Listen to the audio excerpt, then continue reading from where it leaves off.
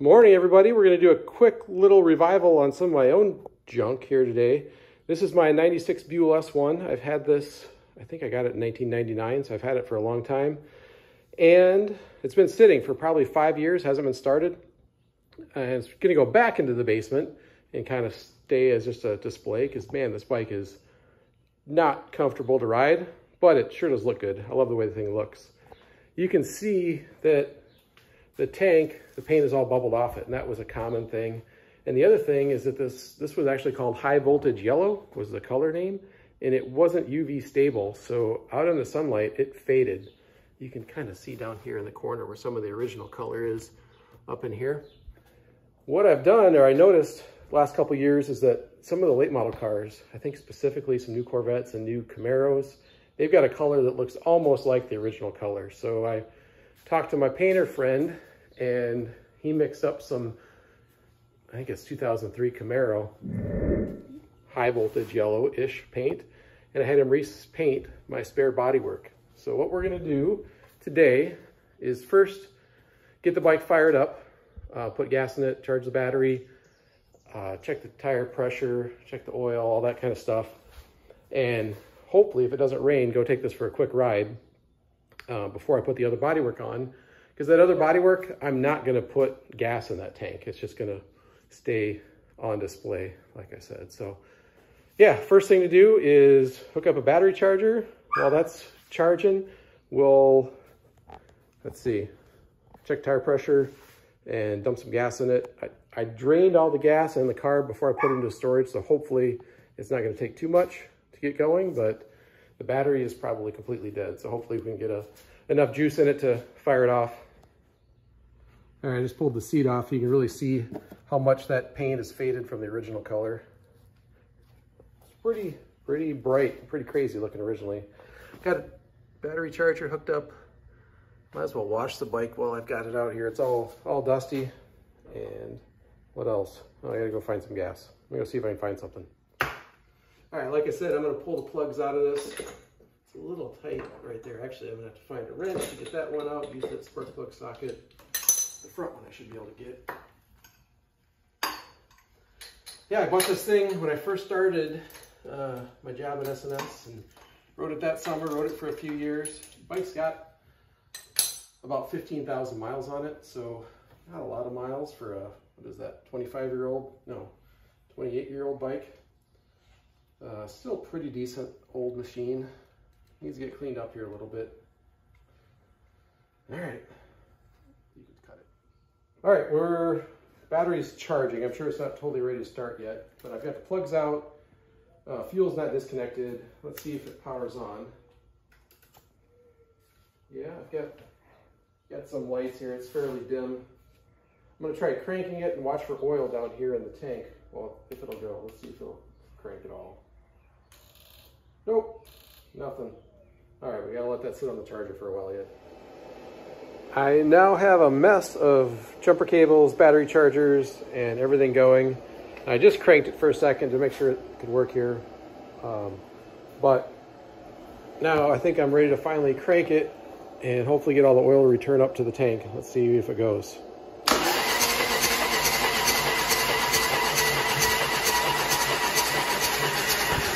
Losing steam, but it's going.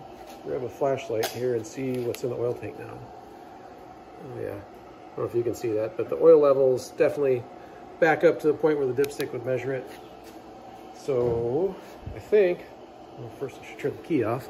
I think I'm ready to stick the plugs back in it and hook the gas up. Who knows if it'll crank fast enough with compression, but we'll try that next, see if it'll fire up. Gas is on. I pulled the air cleaner cover off so I can see if the accelerator pump's working. I didn't talk about the mods. This basically is a stock engine. It does have S&S heads and pistons and an E-carb on it. Let's just first here see if we can see if the accelerator pump works. Oh yeah, might be hard to see on camera, but there's definitely a little bit of gas squirted in there. Probably only gonna get about one chance on this starting system before it doesn't want to go, but I'm gonna give it a shot, see if it'll fire up. Key on. I gave it a couple pump shots. Enrichener is pulled up. Here, I'll back this up. See if you can see here if it goes. Oh, disappointing. All right, I have to let it sit on the charger a little bit longer.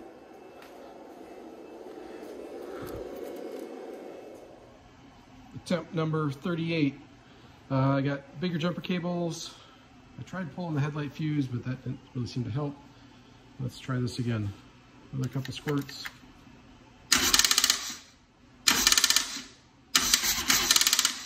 Nothing. Okay, one more time.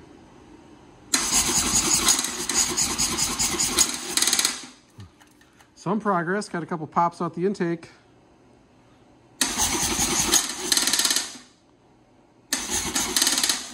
Oh, come on, baby. Nope.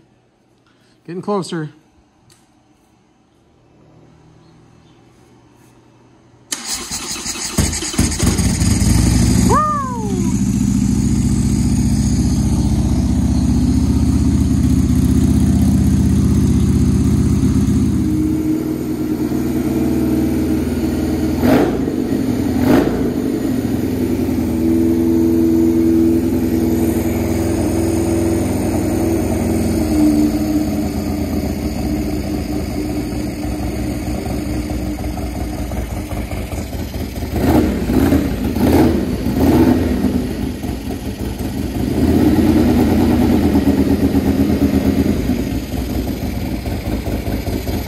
Give it a second to warm up here a little bit. I should be able to push that enrichener all the way down.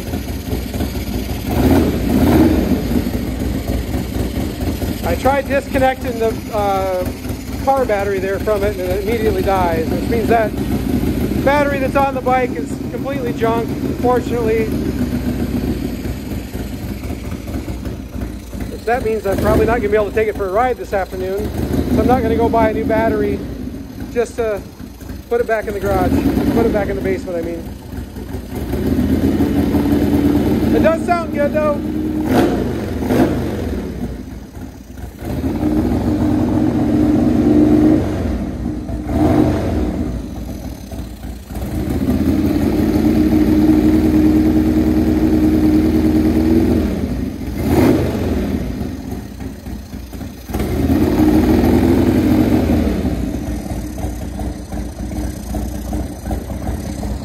Maybe what I'll do here is I'll turn the gas back off,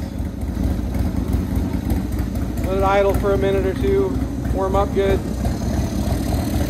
and then it'll be time to go back to hibernation, I guess. Like I said before, I love this bike. It's beautiful, great styling, but it is absolutely horrible and uncomfortable to ride. I used to have clip-on bars on it, put a lot of pressure on your wrist. That combined with a tiny seat, you could only ride it about 40 miles and you were numb. With the normal handlebars, it's tolerable. You know, about a tank of gas, about 90 miles is about as far as you can stand to go on it. But again, it's beautiful. The 96, 97, 98 Buell S1s were great looking bikes.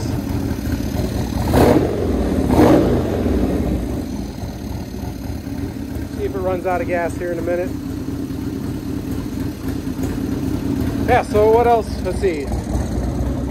I do have new decals for the new paintwork. I had a friend at Pro Plates here in Wisconsin make those for me. Yeah, we'll drain the gas out of it. Swap over all the hardware on the gas tank. Put it back to sleep.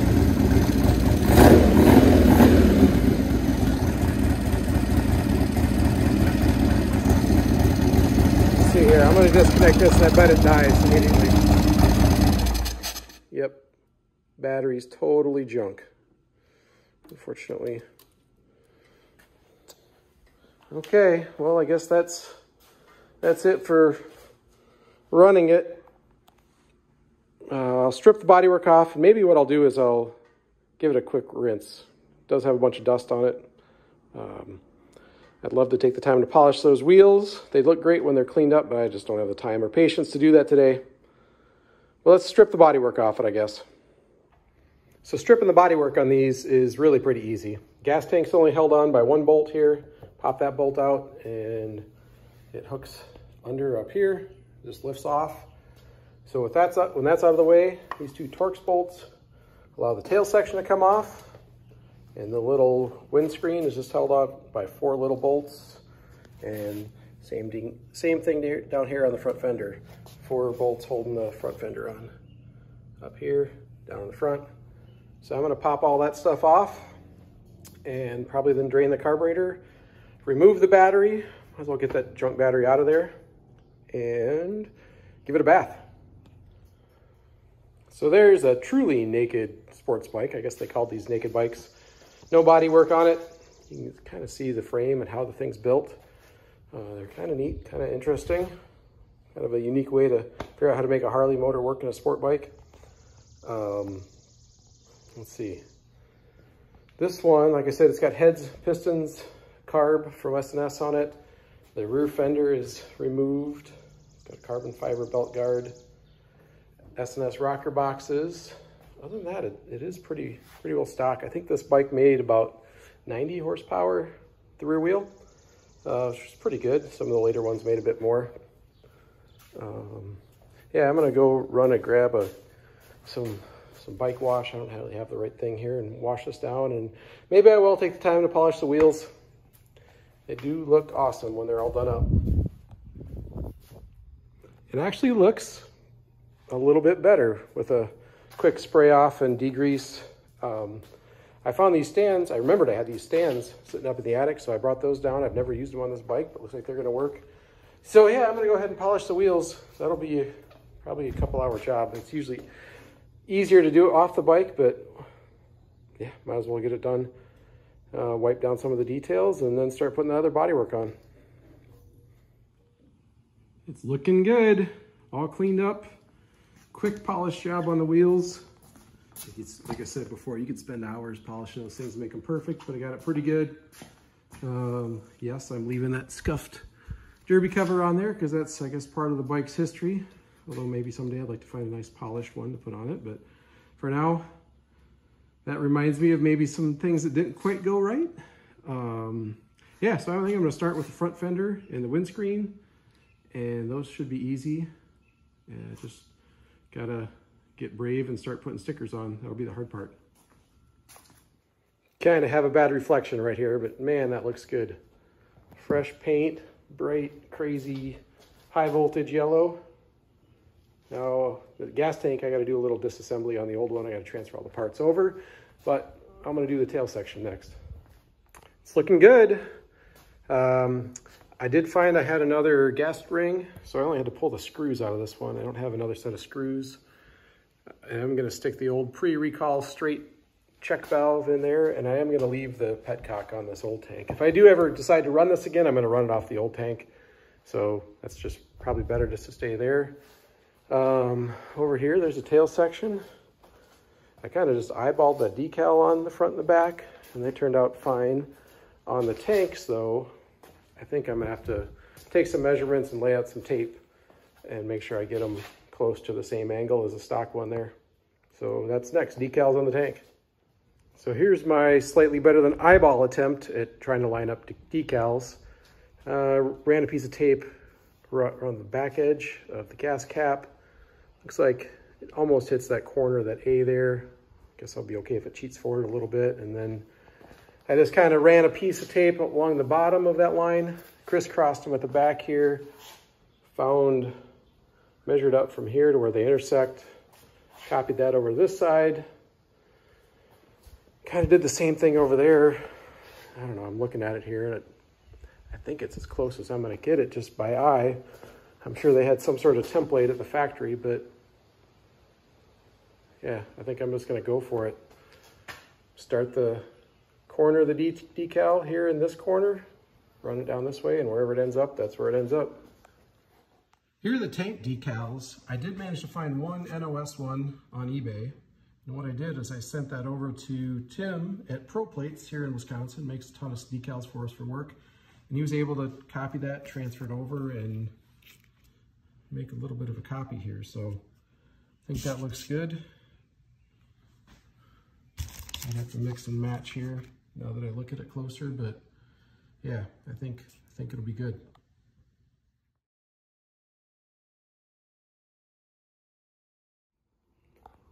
Closing in on the end of it here. Got the tank on, got the decals on. I think those look awesome. Maybe not 100% OEM correct, but absolutely good enough for this.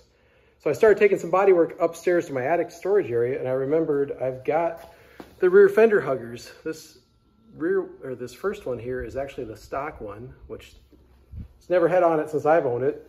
And I've got a little carbon one there too. I'm considering, although people hated them at the time, I'm considering putting that on there. Let's just make it look stock if we're gonna do that, right? I think I'm gonna stick that one on there, even though, like I said, at the time when these bikes came out, people despised those things. They were hideous, and I guess they still kind of are, but like a lot of things, if something's ugly enough, it comes around and years later, it's actually kind of desirable. Yeah, I'm gonna put that big one on there, and hopefully it'll fit back where I've got them parked in the basement. I'll show you here at the end here, I'll show you my little collection of bikes in the basement. Well, here it is, my semi-fully restored 96 Buell S1 Lightning, high voltage yellow. Man, I think it looks sharp. The bike, like I said, I've owned the bike for 25 years or so, and it's never looked this good. The paint's always been faded or peeling. I'd keep it cleaned up most of the time, but yeah, nothing like a fresh paint job and some polished wheels to really remind you why these bikes were awesome. Yeah, that rear fender hugger definitely stands out, draws people's attention. If I was going to leave that on there and ride the bike, I'd move the license plate back down.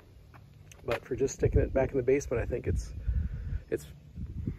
good conversation piece. So yeah, there it is. Pretty damn nice. All right, now back to the Mustang project. Well, final shot for this video. Here she is all tucked away in the basement with some of my other collection of stuff. That's a Next Wedge S&S bike, and that's my 90, let's see, what is that? That's an X1 Bonneville bike, and some other race memorabilia, my little Mustang pedal car. So yeah, that's where it's gonna live. Looks good. Time to get back to the Mustang. You guys, don't forget to subscribe. Hit that button, and let's see if we can grow this channel a little bit. Thank you.